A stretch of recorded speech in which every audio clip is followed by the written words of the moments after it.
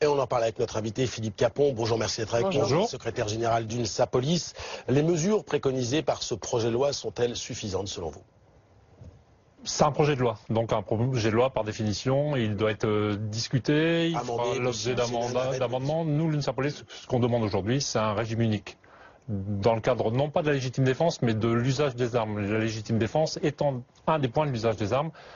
Pourquoi un projet et une règle unique? Parce qu'aujourd'hui, on a encore une différence entre l'engagement du feu par les gendarmes et les policiers. Il faut que tout ça puisse être harmonisé. On fait un travail identique de sécurité au niveau des citoyens et il faut qu'on puisse intervenir de la même façon. Alors justement, expliquez-nous précisément ce qui répondrait à votre demande en termes de légitime défense. Vous venez de passer une interview de notre collègue Nicolas. Qui s'est retrouvé dans une situation où effectivement il a hésité et ses collègues aussi ont hésité à ouvrir le feu. Moi je suis motocycliste de formation. Il m'est arrivé une anecdote sur une intervention où un véhicule signalait une très grosse vitesse à quelques centaines de mètres, s'était arrêté, avait repris de la vitesse en passant les vitesses, en accélérant très fort. Ce jour-là, j'avais sorti mon arme que j'avais mis de côté pour la rendre bien en évidence. Cette personne avait aussitôt freiné et était arrivée doucement. C'est anecdotique et il m'avait posé la question, est-ce que vous auriez tiré?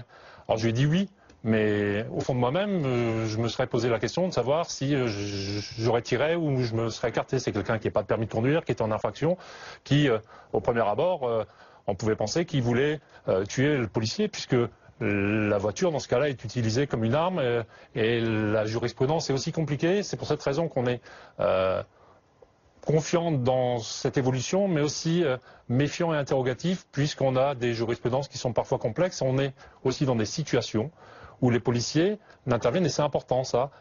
Donc que quelques dixièmes de seconde, quelques secondes pour intervenir, savoir ce qu'ils font, et après on est jugé par des personnes qui, au fond d'un fauteuil, démontent la façon dont le policier est intervenu et cherche à nous mettre en difficulté. Donc effectivement c'est problématique et au-delà de la légitime défense, il y a tout ce qui se passe après qui est important aussi pour le policier qui se retrouve parfois après avoir fait usage de son arme en garde à vue. Il faut que ça change aussi ça, il y a un certain nombre de mesures qui doivent évoluer. Alors ça n'échappera à personne évidemment, ce débat intervient sur fond d'état d'urgence, de menaces terroristes, rappelé évidemment de manière sanglante par l'attentat de Berlin. Comment faut-il protéger aujourd'hui? Les policiers sont-ils à même de protéger les sites particulièrement sensibles de Noël, les marchés de Noël, les grands magasins, les églises? Les policiers ne peuvent pas tout protéger. L'engagement des forces de police et de sécurité en général, les gendarmes, voire même la sécurité privée qui est associée aussi à un certain nombre de missions de sécurisation, sont fortement engagés et pas depuis hier, depuis Charlie Hebdo, depuis janvier 2015. Les dispositifs ont effectivement été renforcés. Des mesures aussi statiques sont prises aussi, mais il faut aussi la sécurité, c'est une large collaboration entre les personnels de sécurité, mais aussi les personnels qui interviennent, les organisateurs.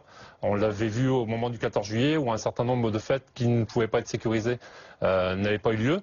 On n'est pas à l'abri, malheureusement, et le risque terroriste reste important. On a vu ce qui s'est passé en Allemagne. On voit que sur les marchés de Noël en particulier, un certain nombre de dispositifs ont été mis en place pour éviter cet accès de camions, mais le risque reste important.